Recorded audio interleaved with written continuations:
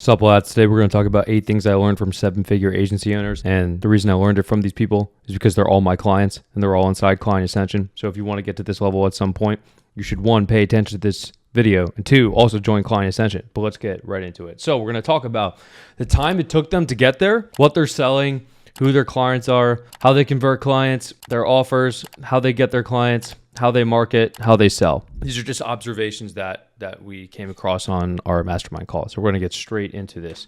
And the first is that on average, it took 1.5 years to hit 83K a month, which is about 1 mil a year. So this is the time in that exact business, right? It's everybody did other peripheral stuff before that. Their time in business operating anything or selling anything hovered around 3 years, right? Most people ran 2 to 4 businesses before they were doing the one that they were actually successful at, which got to 83K a month or the 1 mil a year mark. So average time in business was about 3 years until they were able to do that.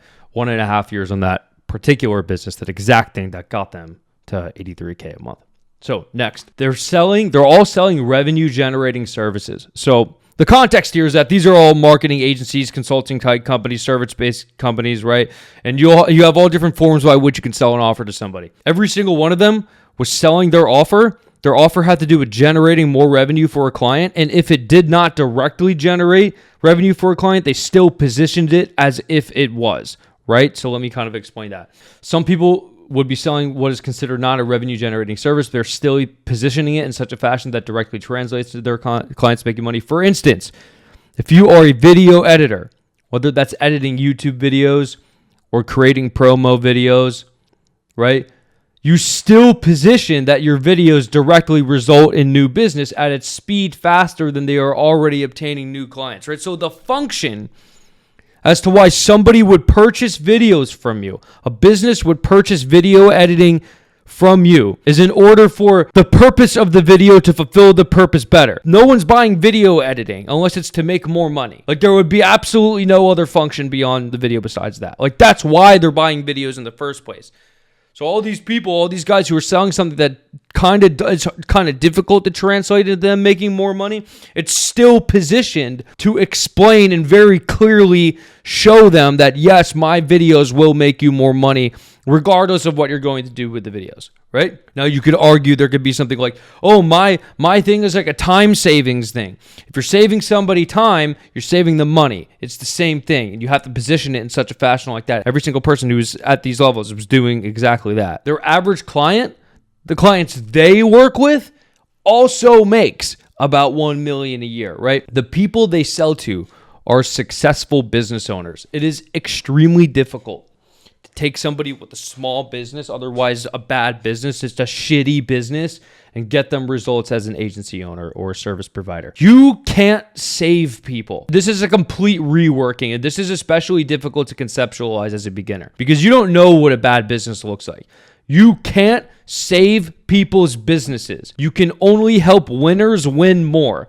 If you try to save people with the shitty business, 100% of the time, it's not going to work. You need to learn how to delineate between somebody who is running a successful business and somebody who is running a shitty business who's trying to get you to save them. You can't work with those people. They almost never get results. So their average client that they even offer to work with in the first place ranges from 50K to 500K a month. It's in that range. Almost nobody is working with people who are below that as an agency owner, like a done-for-you service provider. This is a pretty good rule of thumb. Typically, you don't want to work with people who are below this level. Anyone below, they're all fucking poor. They have a shitty business. Don't work with them. They all have 10 plus case studies, right? If you've watched some of my videos before, you have heard me say this time and time again, but your business grows in direct proportion to how much social proof you have. It's a very easy way to visualize how this works, right? How many case studies you have, as this number goes up, the ease of signing the next client also goes up. For every additional new case study you have, piece of social proof, showing of competence that you are in fact capable of delivering somebody tangible business results, the easier it is to acquire the next person. More case studies, easier. Direct 100% correlation between. That's very simple, right? So every person reports the exact same thing. Nothing happens for so long, and then you win all at once. And I coined that like 2 years ago on Twitter. A bunch of people say it now.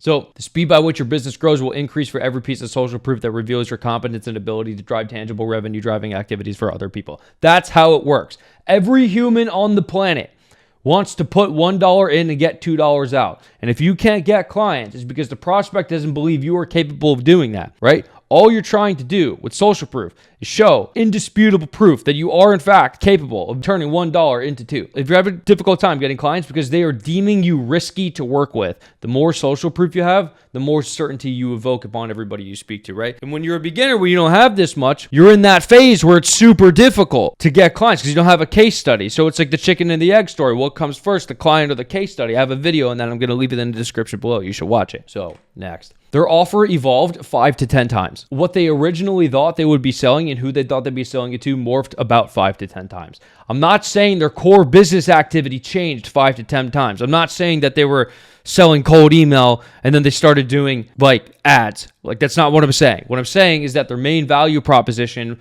or pricing structure and person they were selling to morphed over time as they worked with more and more people.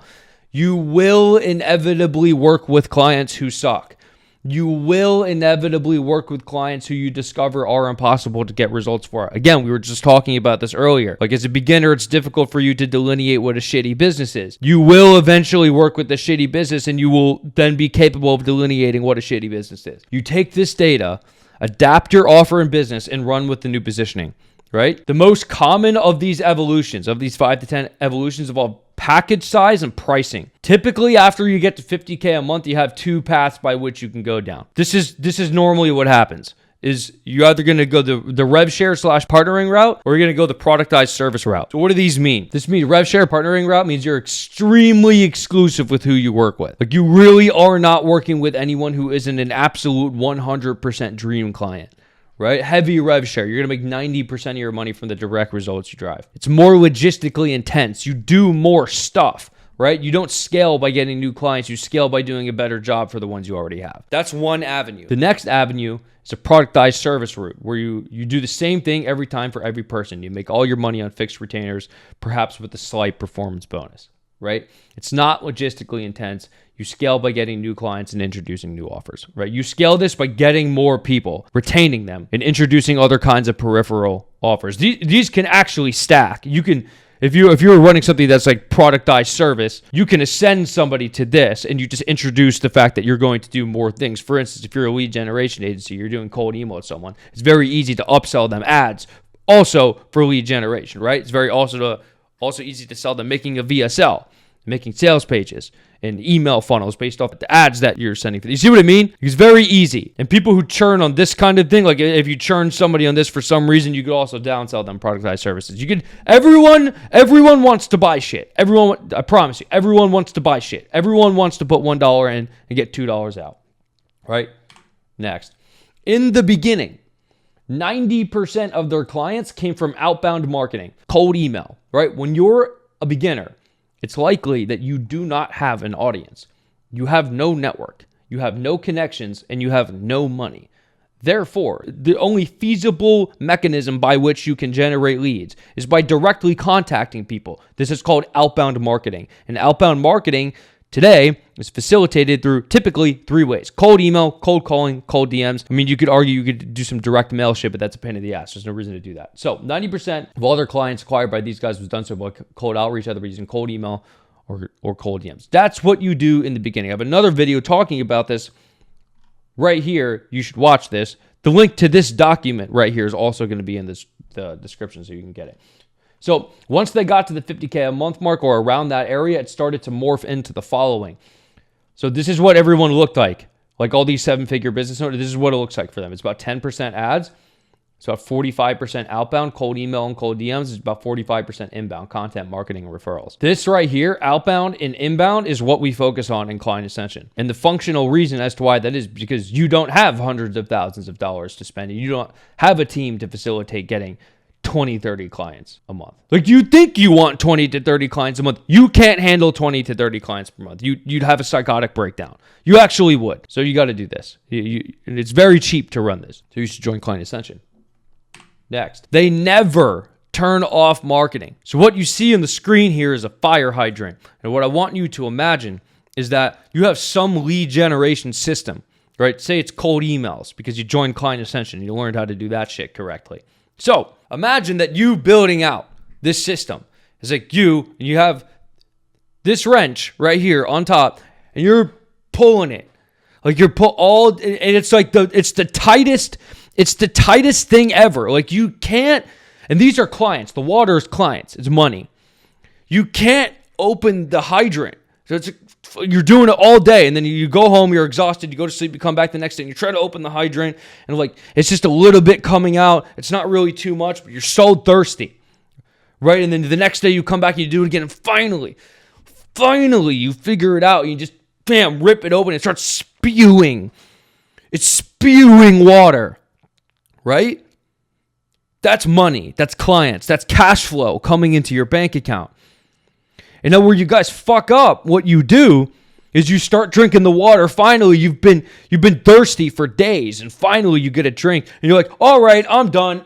And then you close the fire hydrant. And then the next time you're thirsty, because you closed the fire hydrant, the next time you want to get a drink, you have to do the same shit for 3 days, except in this case, it's not 3 days, it's 3 months, because when you lose momentum in business, it's gone for a really long time. Don't fucking lose the momentum. Don't do it. Like, absolutely under no circumstance can you lose the momentum. When it's there, you need to keep pushing. You can't turn it off. You don't close the fire hydrant. You start building a pool to house the water. That's what you do.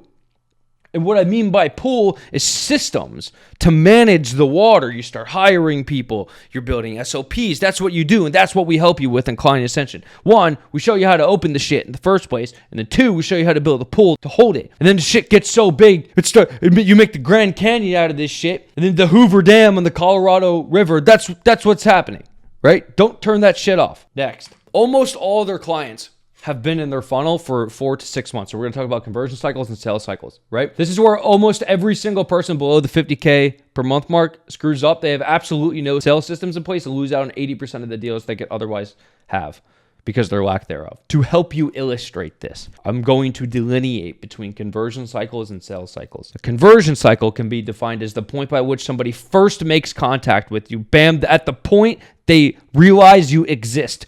They were exposed to you in some fashion. What is the differential between that exact point and the point that they buy? For these guys, it's 30 to 180 days.